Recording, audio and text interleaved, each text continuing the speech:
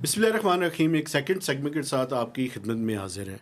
Doctor कैसे बंगाली साहब हमारे साथ मौजूद हैं। डॉक्टर साहब ये बताएं कि पहला जो हमारा सेगमेंट था उसके अंदर हमने ये जो ऑस्टेरिटी कमेटी थी उसके हवाले से बात की और आपने एक मौके पे कहा कि आईएमएफ के प्रोग्राम से पहले तक शायद ये बहुत सीरियस लग रहे थे, उसके बाद फिर जैसे ही एग्रीमेंट हुआ तो चीज़ें फिजल आउट होनी शुरू हो गई।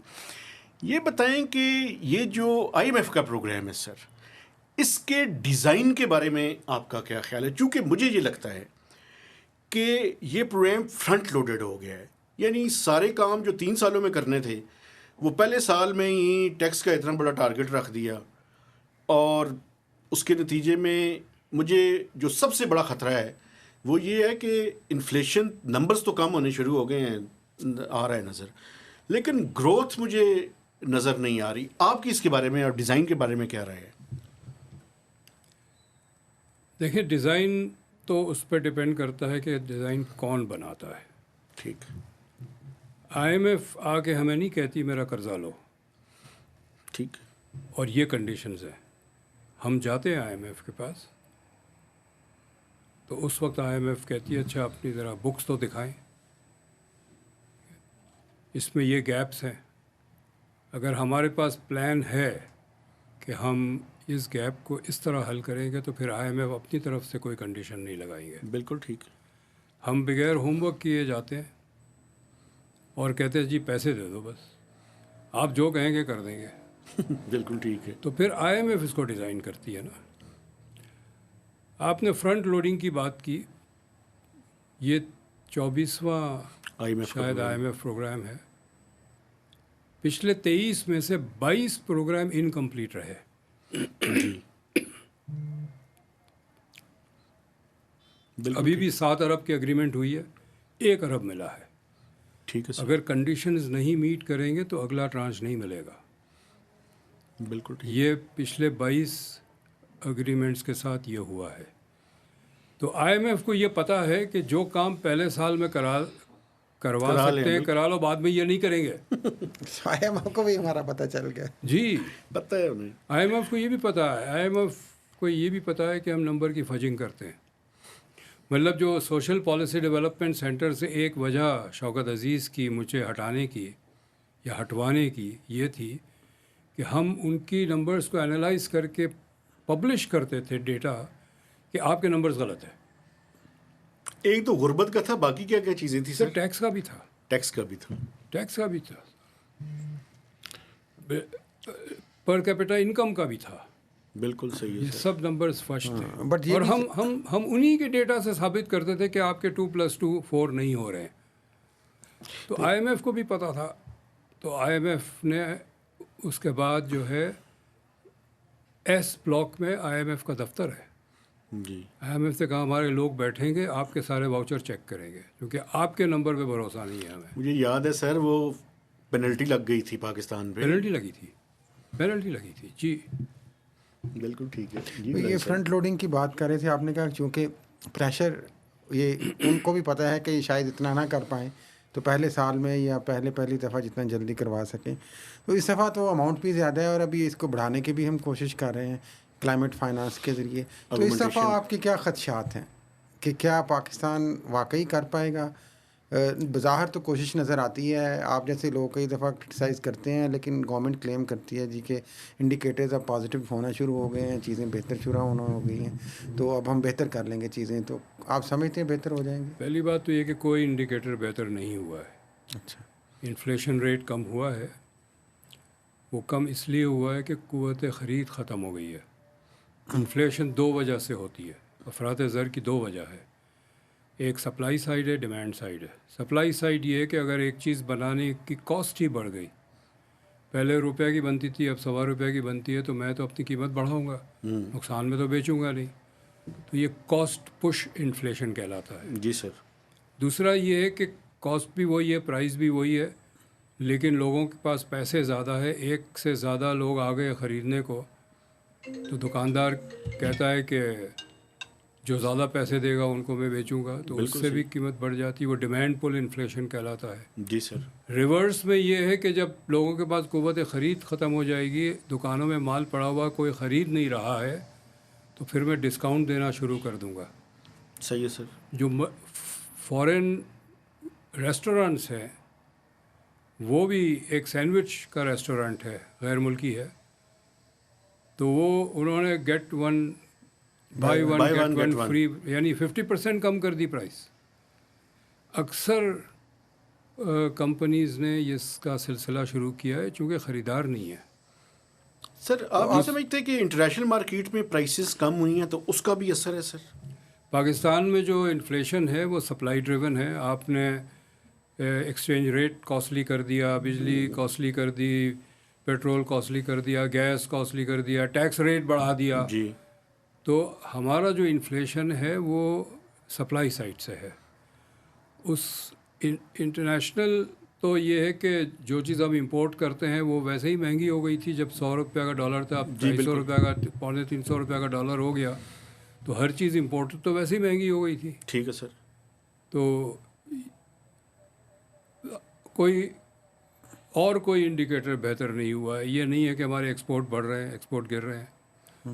आप क्या फोर्सी करते हैं, फिर क्या मीट कर पाएगी सारी कंडीशंस को पाकिस्तानी गवर्नमेंट? इस वक्त मैं समझता हूँ कि अगर हुकूमत की नीयत है उसके बावजूद भी शायद नहीं कर पाएंगे, चूँकि जो टैक्स कलेक्ट करने का इनका हदफ है, मईशत में सकत नहीं है टैक्स देने की। आप देखें हर हफ्ते कोई कंपनी बंद हो रही है। 40% की ग्रोथ कैसे आएगी सर टैक्सेस में? नहीं आएगी। अभी एक कराची के जज्बाहट हटा में एक स्टील मिल है, उन्होंने लास्ट वीक ऐलान किया कि हम प्रोडक्शन बंद कर रहे हैं। जो गाड़ियों की फैक्ट्री है, 2-3 ही है, वो अक्सर कहते हैं कि जी हम 3 महीने के लिए बंद कर रहे हैं, क्योंकि गाड़ियाँ स्टॉक में पड़ी हुई है, कोई ख़रीद नहीं रहा, तो क्या करेंगे प्रोड्यूस करके। जो फॉरेन कंपनीज़ हैं वो बाहर जा रही है छोड़ के। तो खुदा न खास्ता ऐसा ही हो गया जिस तरह आप खदशात का इजहार कर रहे हैं, तो फिर होगा क्या एक्चुअली? फिर IMF के हवाले से तो ये होगा, 2 चीज़ें हो सकती है। हम कुछ अपनी सियासी ख़ुद मुख्तारी मज़ीद बेचे तो IMF नरम रवैया रखेंगे, और साल 2013 और 2018 के दौरान हमने ये देखा है, इस 5 साल में 13 वेवर्स दिए IMF ने। नेवर डन इन IMF कभी वेवर नहीं देती, इसकी बड़ी सख्ती होती है। अगर आप हमारी कंडीशन मीट नहीं करेंगे हम पैसे नहीं देंगे, लेकिन ये देते रहे। और उस वक्त भी मैं और कुछ और लोग थे, डॉक्टर शाहिद हसन खान हैं जैसे, हम सवाल पूछते रहे कि ये क्यों दे रहे हैं वेवर्स, हम क्या उनके लिए कर रहे हैं, कौन सी सियासी कंसेशंस हम दे रहे हैं उनको जिसकी वजह से ये वेवर दिए जा रहे हैं। 13 वेवर दिए इन्होंने। जी बिल्कुल। तो क्या वो वेवर्स को नजर, सॉरी क्या कंसेशंस आपके ख्याल में क्या हो सकती हैं? हुकूमत में जो है वो उनको पता होगा। वो स्ट्रक्चरल बेंचमार्क और वो इंडिकेटिव टारगेट्स थे जिनके ऊपर वेवर्स देते रहे। लेकिन सर एक चीज़ आप नहीं समझते कि जो रीजन के अंदर इस टाइम सिचुएशन डेवलप हो रही है, एक तरफ तो हम SCO बुलाते हैं, दूसरी तरफ IMF का प्रोग्राम लेते हैं, तीसरी तरफ CPEC को चलाने की कोशिश करते हैं। करना क्या चाहते हैं? इनको नहीं पता। इनका सिर्फ ये कि जहाँ से पैसे आ रहे हैं वो करेंगे। जिस दिन जहाँ से आ रहे हैं वो काम करेंगे। देखिए ज़ियाउल हक के दौर में उनको पता था कि इस्लामी झंडा हम लहराएंगे तो अमेरिका सपोर्ट करेगा। ठीक है। क्योंकि हरे लिफाफे में डॉलर आ रहे थे। दुनिया बदल गई, वक्त बदल गया। जब मुशर्रफ आया उसको पता था कि अब हरे लिफाफे में तो नहीं आएंगे डॉलर, नीले लिफाफे में आएंगे, तो वो लिबरल बन गए जी। वो एक तस्वीर खिंचवाई हाथ में कुत्ता लेकर, बिल्कुल जी। औरतों को नुमाइंदगी भी ज़्यादा, एनलाइटेंड मॉडरेशन का जी। तो वो तो हमारा ये है कि जहाँ जिस जगह से जैसे भी पैसे आएंगे वो बीन हमने बजानी है। तो अभी कौन सा बीन बजाने की कोशिश कर रहे हैं? अभी हम 2-3 बजा रहे हैं। CPEC को भी ज़िंदा रखना चाहते हैं, अमेरिकनों को भी खुश रखना चाहते हैं।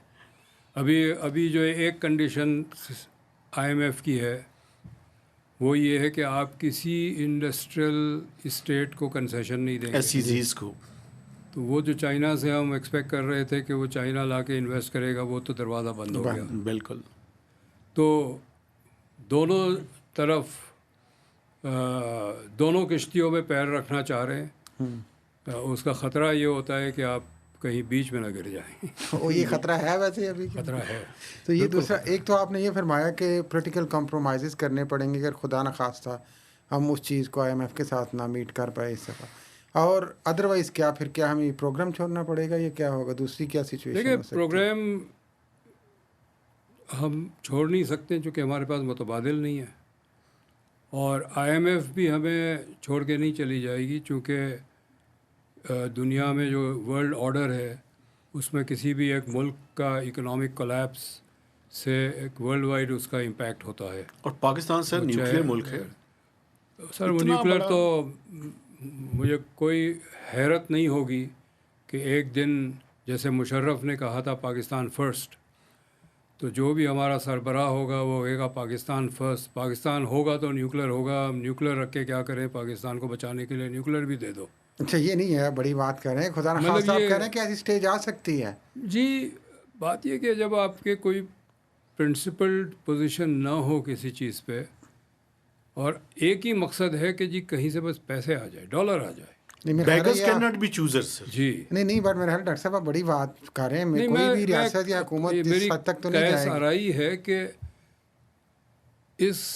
ये अगर हो गया तो मुझे हैरत नहीं होगी। हैरत नहीं होगी इस जी, हद तक। मैं ये नहीं situation कह जा रहा कि ये सकती है। होगा, या इस किस्म की कोई चीज़ हो गई तो और मुझे हैरत नहीं अदर होगी। दैन दिस, और अगर ऐसी सिचुएशन होती है जिस तरह हम पॉलिटिकल वेवर्स की बात कर रहे थे, तो वो अभी क्या वेवर्स हो सकते हैं आपके ख्याल में? ये तो डिटेल की बात है कि जिस वक्त आएगा अगले ट्रांच का, अगले इंस्टॉलमेंट का, उस वक्त तक पाकिस्तान ने क्या हासिल किया, क्या नहीं किया। लेकिन अभी तक तो हम टैक्स टारगेट भी नहीं पूरा कर पाए ना, रेवेन्यू जी, वो मेरा ख्याल है नहीं कर पाएंगे। देखें, ये जितना टैक्स का बर्डन बढ़ाते हैं, मईशत सुखड़ रही है। जो कंपनी थोड़ा बहुत टैक्स दे रही है बंद हो जाएगी तो ज़ीरो टैक्स देगी। जी। ये ना, तो ये सर मैं असल में जो आपसे मैंने शुरू में सवाल किया था कि देखें सर, ग्रोथ होगी तो टैक्स भी आएगा। बिल्कुल। अब अगर ग्रोथ को आप स्टिफल कर देंगे तो कहाँ से टैक्स आएगा सर? तो बुनियादी जो है 12,970 रुपये का जो टारगेट है, इसके बारे में आपकी क्या राय है? देखिए ना, वो किस तरह की चीज़ें कर रहे हैं। उन्होंने जो टैक्स का थ्रेशोल्ड गिरा दिया, वो कुछ मल्टीनेशनल कॉरपोरेशंस के पियोन और ड्राइवर है, वो भी टैक्स नेट में आ गए। जी। अब आप ये करने लगेंगे तो इस तरह ही चलो कर ले। और ये कैप्टिव टैक्स पेयर है, इनकी तनख्वाह से कट जाएगा ये। बिल्कुल सर। जी। तो और सब हर जगह लोग ये कहते हैं कि हमारी तनख्वाह कम हो गई, चूँकि अब पहले टैक्स नहीं कटता था, अब टैक्स कटने अच्छा सर, लगा है। बिल्कुल ऐसे ही। एक सवाल मुझे अगर गनी साहब इजाज़त दें, एग्रीकल्चर इनकम टैक्स पे क्या राय है सर आपकी? चूँकि अभी इसकी लेजिस्लेशन आने वाली है। इसमें गुंजाइश नहीं है, अच्छा। इसलिए कि 80% जो काश्तकार है वो छोटे काश्तकार हैं। फ्रेगमेंटेड है यानी। वो तो वैसे ही टैक्स नेट में नहीं आएंगे, ठीक है। अनलेस आप कानून ये लगाते हैं कि 5 एकड़ वाला भी टैक्स देगा। ठीक है। उससे नहीं, इनकम टैक्स के ऊपर नहीं होना चाहिए सर। नहीं, 5 एकड़ वाला की कितनी इनकम होती है? बहुत डिपेंड्स। कम होती है। वो तो हैंड टू माउथ ही होगा आजकल वो वैसे तो सब्सिस्टेंस फार्मर है ना वो तो। देखिए सर, अगर सैलरीड क्लास में 6 लाख रुपए के ऊपर टैक्स देता हूँ तो वाई नॉट अदर्स? नहीं, वो भी दे सकते हैं, उनका भी 6 लाख कर दे। हाँ, लेकिन मैं ठीक ये है। कह रहा हूँ कि जो 5 एकड़ वाला है वो 6 लाख रुपए नहीं कमाता है। ठीक है, फिर ठीक है सर। ठीक है ना, तो वो वैसे ही नहीं। तो बड़े जो टैक्स पेयर है वो मैं नहीं समझता कि 1000 से ज़्यादा होंगे। ठीक है सर। और टैक्स कितना इकट्ठा हो सकता है सर?